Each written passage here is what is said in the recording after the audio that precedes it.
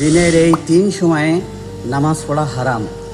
এই তিন সময়ে নামাজ আদায় করলে সওয়াব তো হবেই না, বরং গুনাহ হবে। আসসালামু আলাইকুম রহমতুল্লাহি ওয়া বারাকাতুহু। প্রিয় দর্শক, নামাজ আমাদের জীবনের সবচেয়ে একটি গুরুত্বপূর্ণ ইবাদত। এই নামাজ নির্দিষ্ট সময়ে আদায় করতে হয়, অথচ কিছু সময় আছে সেই সময়গুলিতে নামাজ আদায় করলে সওয়াবের পরিবর্তে গুনাহ হয়। আসুন আমরা জেনে নেই সেই নিষিদ্ধ সময়গুলি।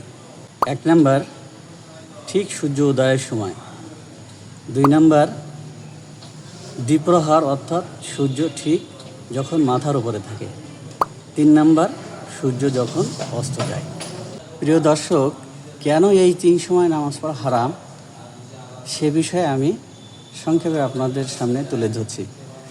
হাদিস শরীফের মধ্যে আছে, শয়তান এই 3 সময় অর্থাৎ সূর্য উদয়, দ্বিপ্রহর এবং সূর্য অস্তের সময় সূর্যের সামনে যে তার শিং উঁচু করে দিয়ে অপেক্ষা করতে থাকে। এই সময়ে নামাজ আদায় করলে শয়তান মনে করে আদম সন্তান আমাকেই সিজদা করছে, এবং সে এতে আনন্দ এবং খুশি অনুভব করে। আর আমরা জানি যে আল্লাহ ছাড়া অন্য কাউকে সিজদা করলে সেটা শিরক হয়, যেটা আরও বড় গুনাহের কারণ।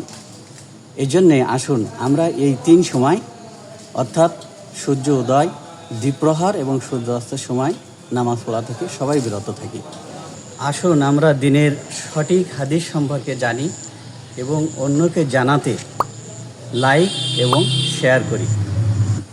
দেখা হবে পরবর্তী ভিডিওতে। আজ এ পর্যন্তই। আল্লাহ হাফেজ।